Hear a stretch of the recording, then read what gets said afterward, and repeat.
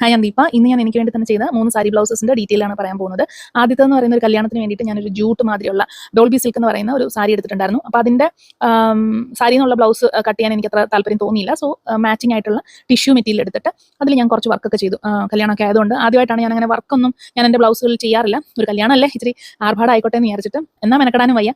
അതുകൊണ്ട് stone lace വെച്ചിട്ട് നെക്കിലും സ്ലീവിന്റെ പോർഷനിൽ ഒരു ട്രയാങ്കിൾ ഷേപ്പിൽ മാതിരിയും നമ്മൾ കൊടുത്തു. എന്നിട്ട് ബാക്കിയുള്ള ഭാഗത്തൊക്കെ സ്റ്റോൺസ് ഒട്ടിച്ചെടുക്കുക ചെയ്തത്. പ്രത്യേകിച്ച് വേറെ കാര്യങ്ങളൊന്നുമില്ല, ചെറിയ പഫ് സ്ലീവ്സ് കൊടുത്ത് ചെയ്തു. അപ്പോൾ ഇത് നോർമൽ സാരി ബ്ലൗസിൽ കുറച്ച് വർക്ക്.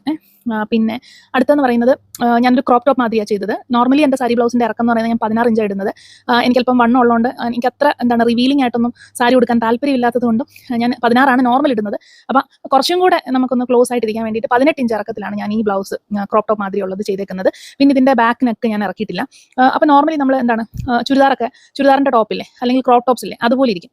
കട്ടിങ്ങും അതുപോലെ തന്നെ 2 ഡാർട്ടാണ് നമ്മൾ ഇതിന് കൊടുക്കുന്നത്. സൈഡിലും താഴെ മാത്രമാണ് ഡാർട്ട് കൊടുക്കുന്നത്. അല്ല പ്രിൻസസ് കട്ടായിട്ട് വേണമെങ്കിൽ ഇത് ചെയ്യാം കേട്ടോ.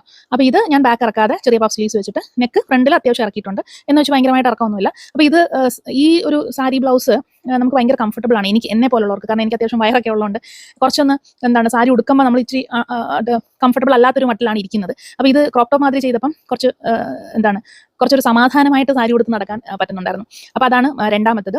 ഇത് കോട്ടൺ സാരിയുടെ കൂടെ മിക്സ് ആൻഡ് മാച്ച് ചെയ്യാൻ വേണ്ടിയിട്ട് ഞാൻ ഒരു അജ്രക്ക് എന്ന് പറയാൻ പറ്റില്ല, അതുപോലത്തെ ഒരു മെറ്റീരിയലാണ്. മെറ്റീരിയലിന് നല്ല വിലയാണ് കേട്ടോ.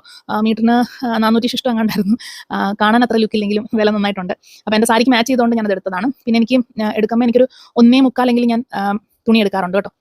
ഇനി അടുത്തത് നമ്മുടെ ഓണത്തിന് വേണ്ടിയിട്ട് ഞാൻ ചെയ്തതാണ്. അതും ഇതുപോലെ ക്രോപ്പ് ടോപ്പ് മാതിരി കുറച്ച് ഇറക്കി 18 ഇഞ്ച് ഇറക്കത്തിൽ ചെയ്തു. 2 ഡാർട്ട് മാത്രമേ ഉള്ളൂ, സൈഡിലും താഴെ മാത്രമേ ഡാർട്ടുള്ളൂ. പഫ് സ്ലീവ്സ് ഒന്നും കൊടുത്തില്ല. അതിന് പകരം നമ്മളൊരു ഹൈനെക്ക് അല്ലെങ്കിൽ ഒരു ഹൈനെക്ക് എന്ന് പറയാൻ പറ്റില്ല, കോളർഡ് ബ്ലൗസ് ആണ് ചെയ്തത്. അതെൻ്റെ ഒരു ആഗ്രഹമായിരുന്നു, ഒരു കോളർഡ് ബ്ലൗസ് ചെയ്യണമെന്നുള്ളത്, എങ്ങനെ ഇരിക്കും എന്നറിയാൻ വേണ്ടിയിട്ട്. അപ്പോൾ ഓൾറെഡി ഇതിന് മുന്നേ ഒരെണ്ണം ചെയ്തെങ്കിലും എൻ്റെ കളർ അത്ര ഭയങ്കര എടുപ്പുള്ള കളർ അല്ലാത്തതുകൊണ്ട് ഞാൻ അതിൻ്റെ സാരി ഉടുത്തില്ലായിരുന്നു ആ ബ്ലൗസ് ഇട്ട്. അപ്പോൾ ഇത്തവണ നമ്മൾ ഓണത്തിന് പിള്ളേർക്ക് വേണ്ടിയിട്ട് ഒരു പട്ടുപാവാടയുടെ മെറ്റീരിയൽ വാങ്ങിച്ചിട്ട് എനിക്കും അന്നയ്ക്കും ഡ്രസ്സ് തയ്ച്ചിട്ടുണ്ടായിരുന്നു. അതിൻ്റെ മിച്ചം തുണി ഉണ്ടായിരുന്നു. അത് വെച്ചാണ് ഞാൻ ഈ ഒരു കോളർഡ് ബ്ലൗസ് തയ്ച്ചത്. ഓണത്തിന് ഒരു വെറൈറ്റി ആയിക്കോട്ടെ എന്ന് വിചാരിച്ചിട്ട്. അപ്പോൾ ഇത്രയാണ് ഞാൻ ചെയ്ത 3 ബ്ലൗസസ്, അതിൻ്റെ പ്രത്യേകതകൾ. അപ്പോൾ ഇത്രയൊക്കെ ഉള്ളൂ.